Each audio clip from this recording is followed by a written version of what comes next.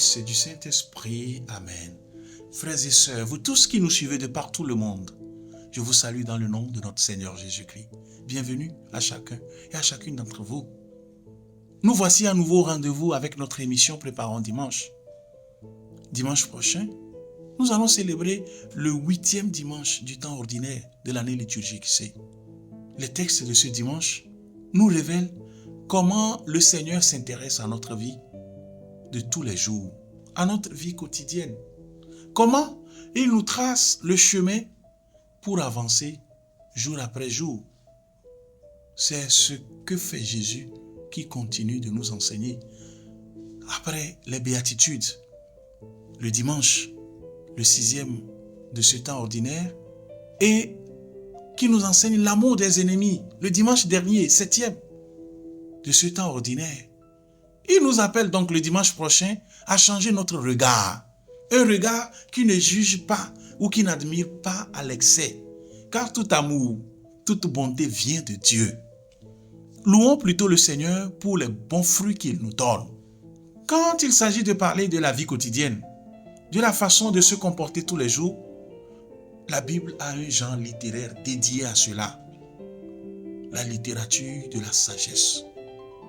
Et les propos de l'auteur sacré dans la première lecture du dimanche prochain relèvent du genre sapientiel, le plus élémentaire. L'auteur sacré dit, on reconnaît un bon arbre à ses fruits. Ce que dit la bouche, c'est ce qui déborde du cœur. Un aveugle peut-il guider un autre aveugle? Dans nos cultures, on utilise souvent les proverbes ou les paraboles pour éclairer. C'est une sagesse pleine de bon sens et de raison. Et le genre littéraire de ce passage appartient bien au genre sapientiel, à ce qui est sage. C'est donc un sage juif qui exprime dans ce texte sa méfiance à l'égard des illusions dans lesquelles vit trop souvent l'homme. Chacun veut croire et fait croire aux autres qu'il est bon. Mais la vérité des sentiments profonds éclate nécessairement dans les propos qu'il tient. Ce que dit la bouche, c'est ce qui déborde du cœur, ce qui vient du cœur, dira Jésus. Ne fais pas l'éloge de quelqu'un avant qu'il ait parlé. C'est alors qu'on pourra le juger. Il ne s'agit pas de s'autoriser à juger quelqu'un après l'avoir entendu parler. D'ailleurs, nous savons tous combien une belle parole peut être mensongère. Soyons donc plutôt attentifs à nos éloges. La seule juste admiration est celle qui nous tourne vers notre Seigneur, la seule source de notre bonté. Bien-aimés, alors, j'aimerais nous poser la question. En qui devons-nous croire? Je dirais, moi, Jésus. C'est en lui que nous devons mettre notre foi et non dans un mortel. Telle est la compréhension que nous pouvons avoir du psaume 91 que nous méditerons dimanche prochain. Ce psaume est le cri de joie, le cri de reconnaissance du juste. Ayant pris conscience que seul le Seigneur est droit, il prend conscience que ce Seigneur lui donne de vivre pleinement.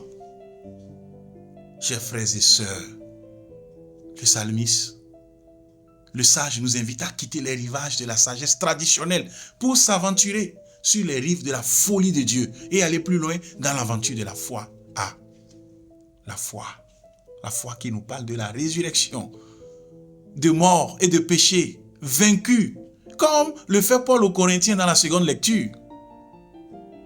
On est donc en droit d'être déconcerté par ce que nous entendons et nous lisons.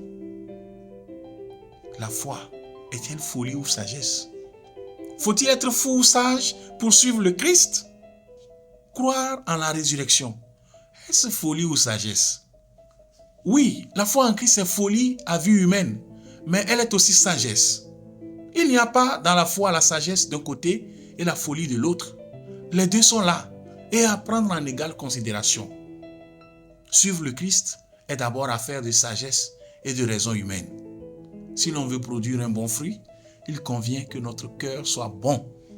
Si l'on veut aider l'autre à se convertir, il faut d'abord se convertir soi-même. Si l'on veut être maître, il faut d'abord se faire disciple. Nous souhaitons tous devenir artisans d'un monde nouveau, marqué par l'amour et la paix.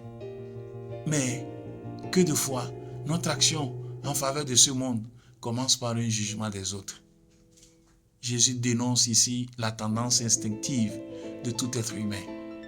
Qui de nous ne condamne son prochain, se fiant que sa vérité est la vérité? Nous ne sommes alors que de faux prophètes, détruisant le monde nouveau dont nous nous prétendons artisans. Bien-aimés, Jésus nous appelle à ne pas juger notre voisin, que ce soit un frère, une sœur ou un ennemi. Demandons au cœur de l'Eucharistie du dimanche prochain la grâce de ne pas juger. La démarche pénitentielle est un bon moment pour le demander à Dieu. Aussi, le carême est-il très proche? Le dimanche prochain nous y prépare en nous appelant à une attitude d'introspection. Il ne s'agit pas évidemment de s'appesantir sur soi, ni de chercher à s'humilier. Seul Dieu peut éclairer nos fautes de manière saine, pleine de délicatesse et d'amour. Qu'il vous bénisse, le Père et le Fils et le Saint-Esprit. Amen. Bonne marche vers dimanche et à la prochaine.